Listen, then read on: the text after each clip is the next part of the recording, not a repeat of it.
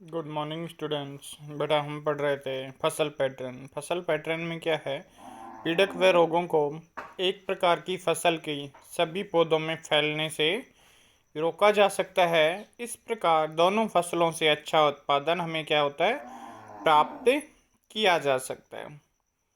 देखो आपको दिखा रखा है अंतराल फसलीकरण, अलग अलग वैरायटी, जैसे फूल गोभी दिखा रखा है आपको।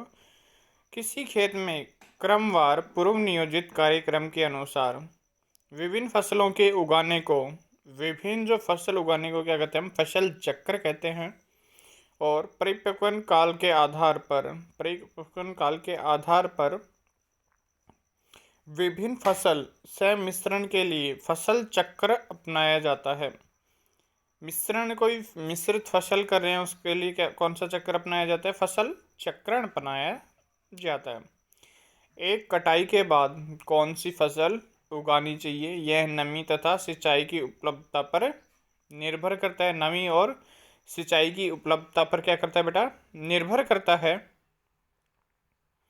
और यदि फसल चक्र उचित ढंग से अपनाया जाए तो एक वर्ष में 2 या 3 फसलों से अच्छा उत्पादन किया जा सकता है।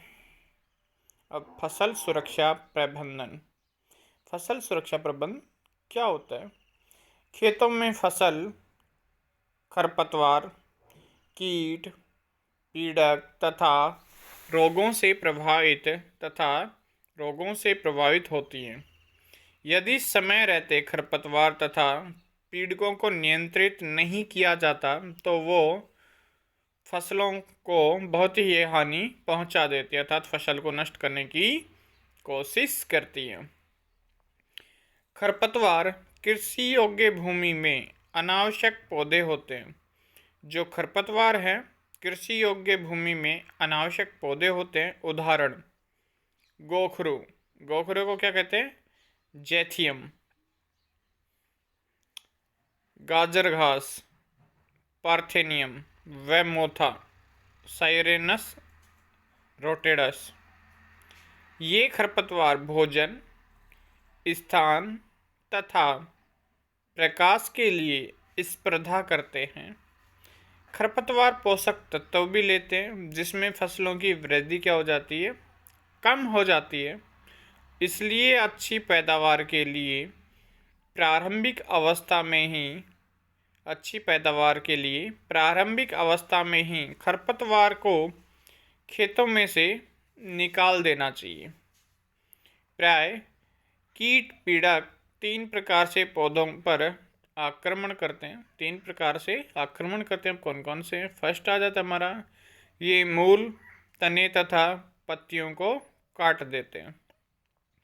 मूल हो गया, तना हो गया और पत्तियों को काट देते हैं। सेकंड है, ये पौधे के विभिन्न भागों में कोशिकीय रस चूस लेते हैं। जो उनकी कोशिका में जो रस होता है उनको चूस लेते हैं।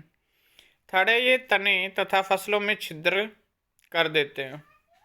इस प्रकार ये फसल को खराब कर देते हैं और फसल उत्पादन क्या हो जाता है, कम हो जाता है। पौधों में रोग बैक्टीरिया, कवक तथा वायरस जैसे रोग कारकों द्वारा होता है। ये मिट्टी, पानी तथा हवा में उपस्थित रहते हैं और इन माध्यमों द्वारा ही पौधों में फैलते हैं। खरपतवार कीट तथा रोगों पर नियंत्रण कई विधियों द्वारा किया जा सकता है। इनमें से सर्वाधिक प्रचलित विधि पीड़कनाशी रसायन का उपयोग है।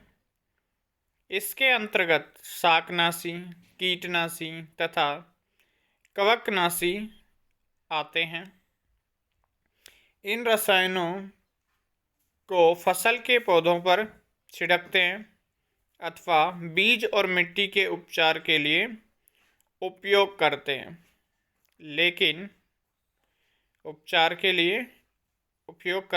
लेकिन इनके अधिक उपयोग से बहुत ही समस्याएं हमें क्या होती हैं, उत्पन्न हो जाती हैं। जब बहुत ही समस्याएं उत्पन्न हो जाती हैं, जैसे कि ये कई पौधों तथा जानवरों के लिए क्या हो जाते हैं, विषैले हो जाते हैं और पर्यावरण प्रदूषण के कारण बन जाते हैं।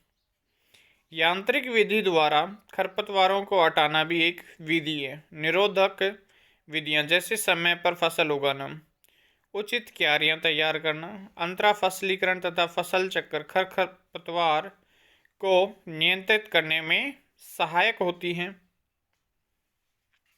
और पीड़कों पर नियंत्रण पाने के लिए प्रतिरोध क्षमता वाली किस्मों का उपयोग किया जाता है तथा ग्रीष्मकाल में हल से जुताई कुछ निरोधक विधियां हैं।